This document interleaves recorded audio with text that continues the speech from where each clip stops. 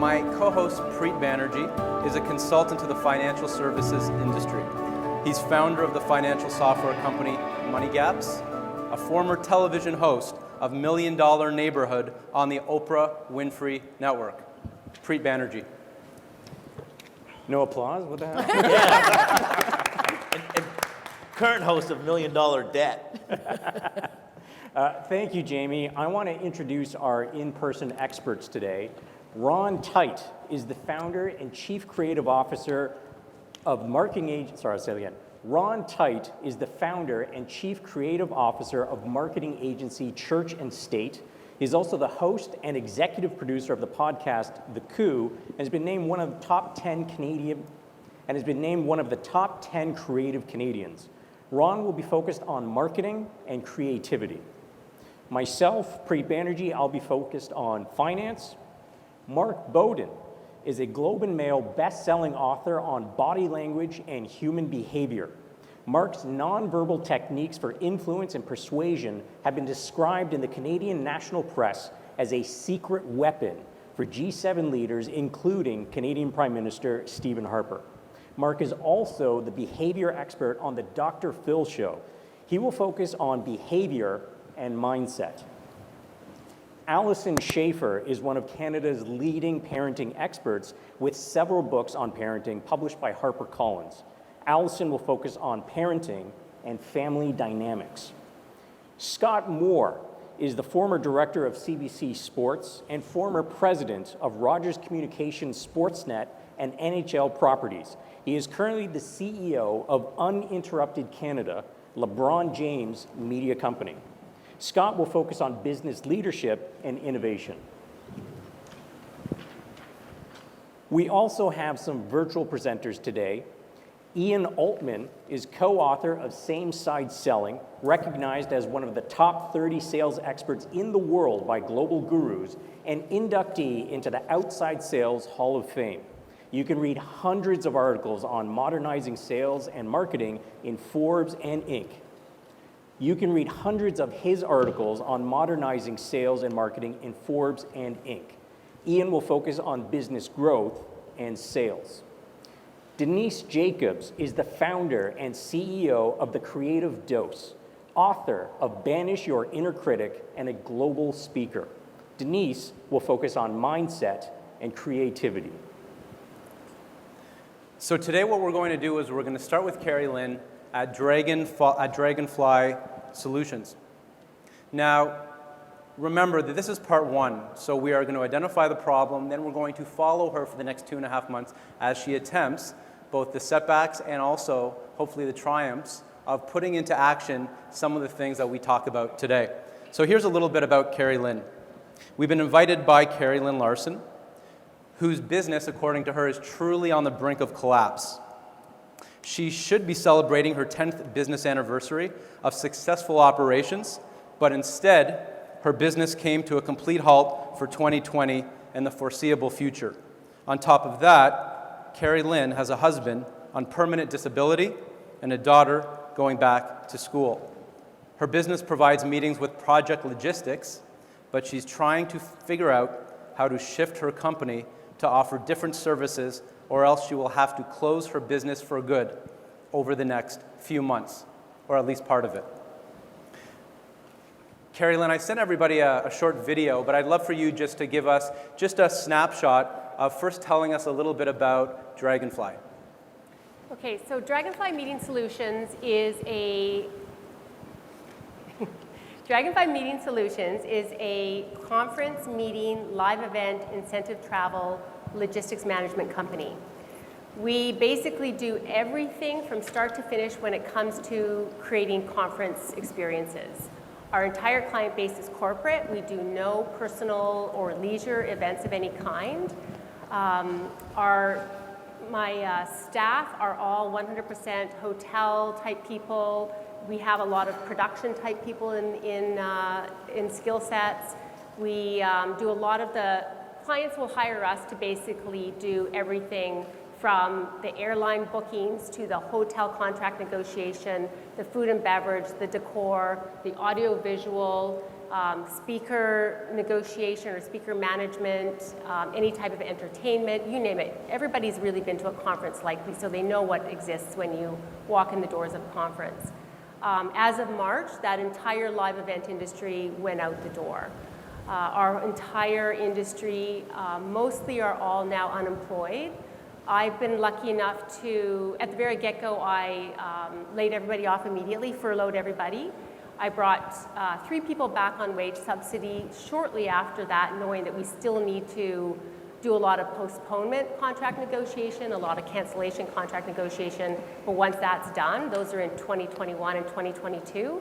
Once that was done, it was, now what do we do? And Kari Lynn, what would you say is the number one problem that you're trying to solve between now and the holiday season with regard to your business? So my biggest challenge or problem is that I've been in this industry for 25 years. This is what I know. This is my skill set. I do have a public relations background. With this immediate stop to our entire industry, I'm not sure now what to do with the company. Do I put your head in the sand and wait for 2 years to pass with the hopes that live events will come back? Or do you shift that brand and the brand reputation that we have to do some other type of service that is relating to creating experiences for our clients in some way? So I'm looking for some input or some help on what my next steps might be. Okay, perfect. So we're going to jump right in now. Albert Einstein reportedly said that if he had an hour, he would spend 55 minutes looking at the problem and 5 minutes at exploring the solution. We're not going to spend that amount of time today on either, but we're going to divide it in half. We're going to look at the problem from each of your perspectives. Systematically, Preet and I are going to go through that. And once we do that, we're then going to shift to the actual solution. So here we're just exploring the question, the problem that this business owner has before we move forward. And we'll hear from each of you. And then in the second half, will be a little bit more free flow. Yeah, I'd like to jump in and ask a question right away because I think this will help inform some of the other responses as well. And that question is, how long do you have? That's a really good question. So when this first was shut down in March, April, I thought I had at least a year of a runway of financial buffer. The burn is happening quite quickly. I mean, I immediately cut back all my expenses 100%. The only biggest one is rent, obviously, but we've done the government subsidy, rent relief. I probably have to continue to just pay myself, for instance, another 9 months after December. So let's say another year. Okay. I'm just paying myself. Right. So that is good in one sense because I know there are a lot of businesses who are months away. So with at least 9 months and creativity, I think we can extend that runway. And so I'd like to hear some of the other experts as to what those things that we can do to either extend that runway or transform this business from being on the brink to thriving once again. Scott. I have a question. Do you own the business outright? Do you have any other partners or investors? I am the full owner, yeah, 100%. Have you ever had any partners or investors? Never. Since this has happened, though, it's funny you asked that because I've had 2 other competitors approach me to partner, and I've said no. I question whether or not that's the right thing, but that's where I'm at right now. Why did you decide to say no? I believe that Dragonfly has a really good brand. We've got a great reputation across the board, corporate-wise, and even within our supplier network. I would have to be very picky with who I would partner with in terms of their brand and what they do and what they represent. These 2 were not quite on brand with us. I want to also hear from some of our virtual experts. Ian, what are your thoughts so far? Well, I've got a couple questions. So first, Kari Lynn, I think that it's great that you're taking this head on and that you've got a little bit of a runway to address some of the issues that you have. My question is this, is that thinking back to when there were these live events, why did your clients hold those events? And it's a loaded 2-part question, so let me get an answer to that, and then I'll give you the follow-on, because it might sound like a silly first question. Well, clearly when it comes to corporate conferences, the main goal or objective is to educate and motivate their employees or their audience, depending on who the audience is. And also if it's an award show or anything like that, it's obviously to recognize and reward them. Sure, it's a recognize and reward, and it probably helps them from a PR standpoint in capturing attention from their potential clients. And one of the things to consider is that right now, those clients probably have even more of a need to attract those ideal clients to them. It's just now they have to do it virtually instead of doing it in person. My guess is that you probably have a sense of the problems you really solve for them. Your clients probably didn't say, oh, we have no idea how to book a hotel. We have no idea how to deal with logistics. They probably relied on your firm to create this amazing experience at the events. Is that part of why they would come to you and come back to you over and over again? Yeah, absolutely. I would say the creativity around creating those experiences or those engagement environments, as well as part of it is negotiating the contracts, because that's what we do every day. So we do get a lot of extra, we negotiate a lot of extra things into those contracts with hotels and suppliers that the end user may not think of even asking. So there's a little bit of both. Okay. And my guess is now there are parameters around contracts that relate to the live streaming quality or the production value or things like that are probably newer to them than maybe even the live events used to be. Absolutely. Now what I'm finding is happening is if it's a bigger client, they have an IT department and a marketing department internally that they've internalized a lot of that execution. But when it comes to smaller clients, they're really looking for that smaller platform that it's not that robust. So the budgets end up being very low and the profit margin is also very low on those. Okay. Okay, thank you. Denise, I'd love to bring you in on this to hear your initial thoughts on what you're curious about with Kari Lynn's problem that she wants to solve. Well, this actually plays very much on what Ian just asked, which is what my question for you was, have you talked to your former clients and what kind of other pain points have they expressed? And especially the kind of pain points that you feel like you could speak to. And maybe it's not around logistics necessarily, but it's some kind of other thing that maybe their IT department and that their tech department can't cover or can't speak to. This is something that we've been working on in the last 6 months. Originally, we reached out to our clients and, we completely did the sales collateral. We are 100% virtual meetings, content creation, video production, all that kind of stuff. Over the course of the last 6 months, a lot of our client contacts have been let go now because they're also event people within those end user companies. So we have a whole brand new problem where we now need to start prospecting those companies, but with new people that we don't know who to talk to. So there's a lot of levels of that question. But yeah, we have been in full contact. Some have done it themselves for the very get-go, and then just in the last 2 weeks, we decided we need some help. Okay.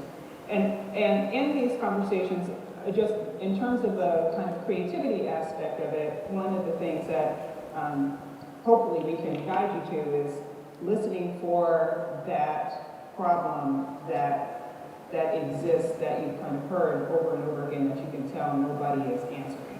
Exactly, yeah. And becoming that answer. 100%. Wonderful. Yeah, let's turn to Mark now. Mark, what are your initial thoughts based on what you've heard Kari Lynn say?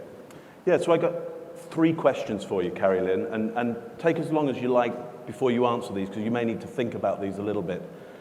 I'm interested in you. What's the real problem for you around all this, personally?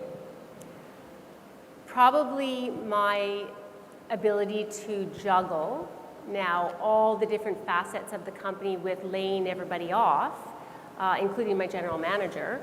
I am now finding that my skill set is definitely selling and getting out there and client relationship building. Right now, what I'm doing is I'm actually doing the run sheets for the production, for the video, for the virtual meeting that we're doing.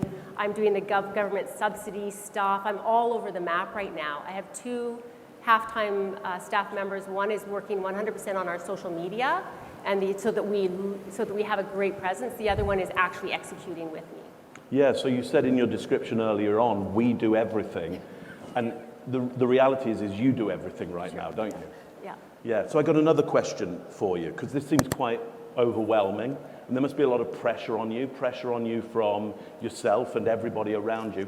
If there was no prizes or punishment, if there was no judgment from anybody in the world, not on you, not from yourself, what would you do about all of this right now? Wow, that's a good question. I probably would continue to do exactly what I'm doing, which is this. Like I'm definitely an entrepreneur. I was saying that even while the shutdown was happening and people were cleaning out all their closets and learning how to bake and stuff like that, I was starting another company on the side. So something that might be able to be launched in the next couple months. So I'm definitely that person that just keeps doing. Right, so you want to keep on going. Yeah. So based on all of that, what's your best idea right now of what you should do? Can we hold off on that until the second part? Sure. Good, because I don't know. And on that note, can we go to Ron? Yeah. Sure.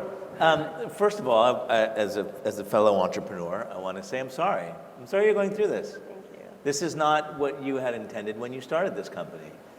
And I know this probably doesn't help, but it may help to know that you're certainly not alone.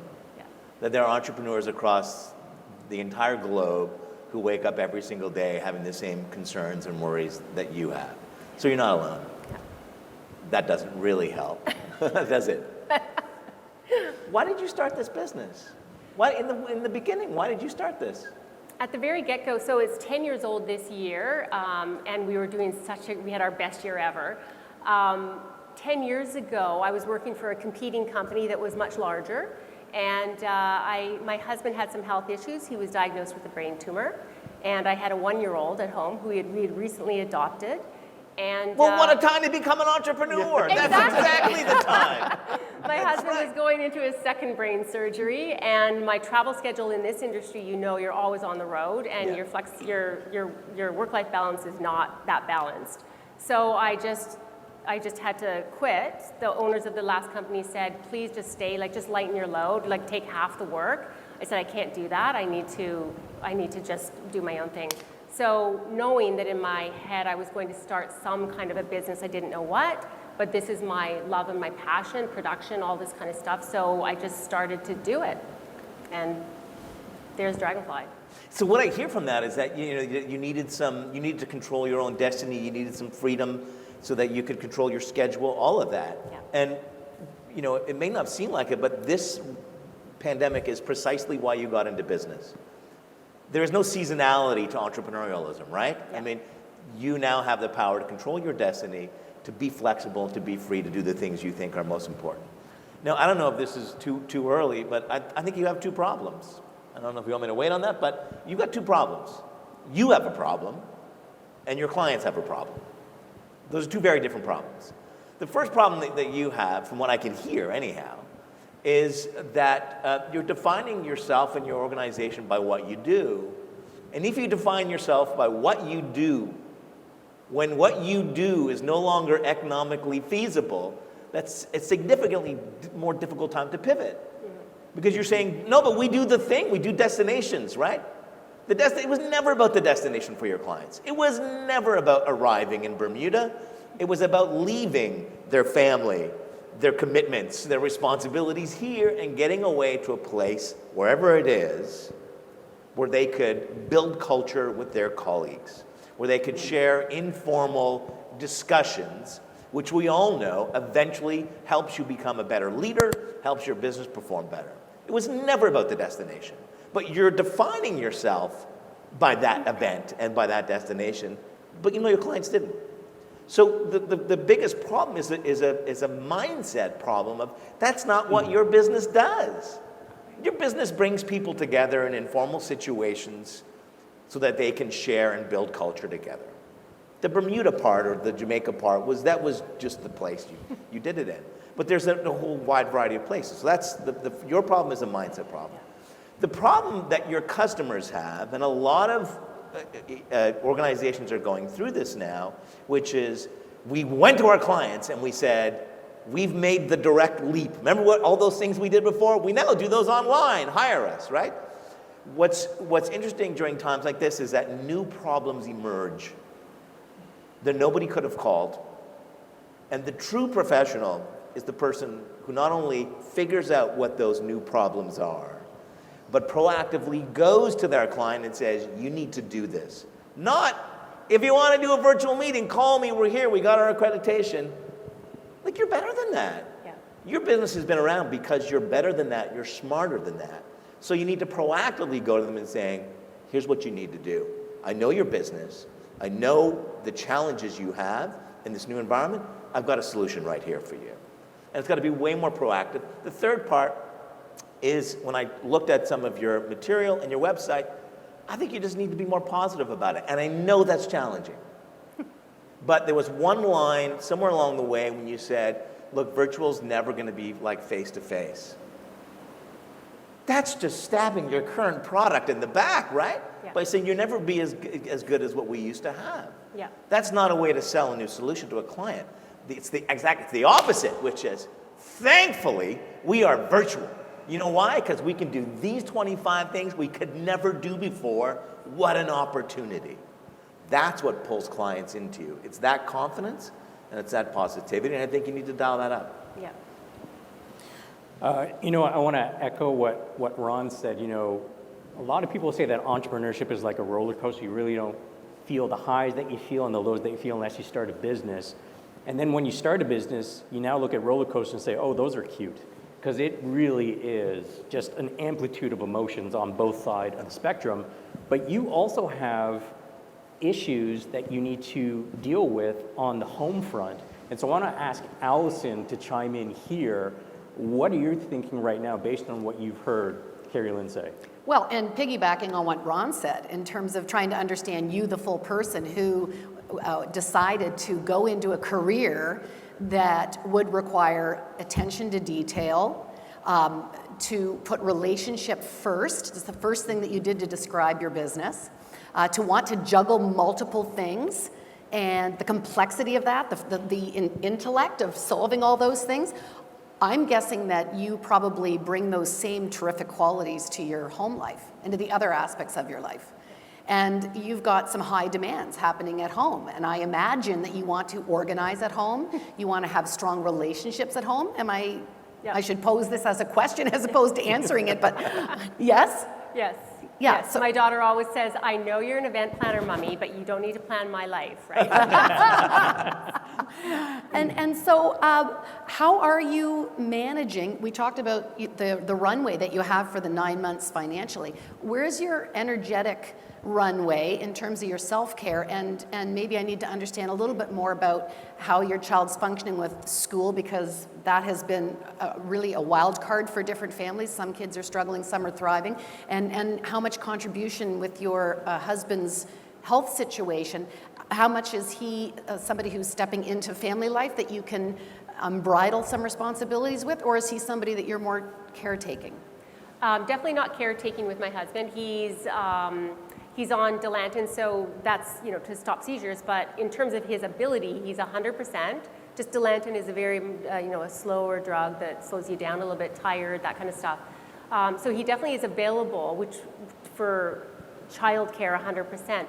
Domestically, when it comes to females, I feel that we do probably, not every male is like this, but females likely take on more of the domestic role at home in terms of Likely? cooking. Or, Sorry. this is totally All right, I'm out of generalizing. here. I'm out of here. I don't like those realities put right in my face. I heard a stat that sometimes the women do more. No. So No. It's true, I heard it. I'll backtrack that. My husband hates cooking. He hates everything about cooking. It's just fuel to keep your body going. So I do rely on good food and HelloFresh and those things every once in a while when I know that I have a week coming up that's crazy. But in terms of home, back to school was not even an option for us because our homeschooling situation in the spring just was not, it was not good for Abby and I because my husband can't do the teaching. They are like this the whole time. So wasn't working for an entrepreneur to be able to teach and try to do your business at home at the same time. Right. So are you feeling now that you have solved the work-life balance that allows you to put the energy that you want into whatever gets suggested here? Or do we need to take into consideration that the options that you're going to look at also accommodate the fact that you have a commitment to some real concerns or things that require your energy and attention at home? Yes, well, as long as school stays in, fingers crossed, I'm in a really good situation.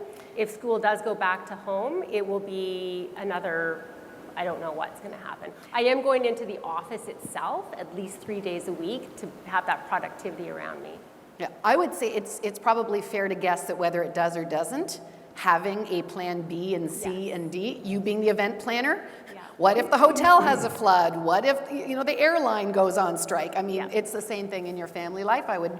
And how do you feel that your social support network of people that you can call in, given that we have to bubble, we can't call on the same people, we might have to create new. Do you feel that you've got social networks for you, or is that something you need to put some energy into as well? Definitely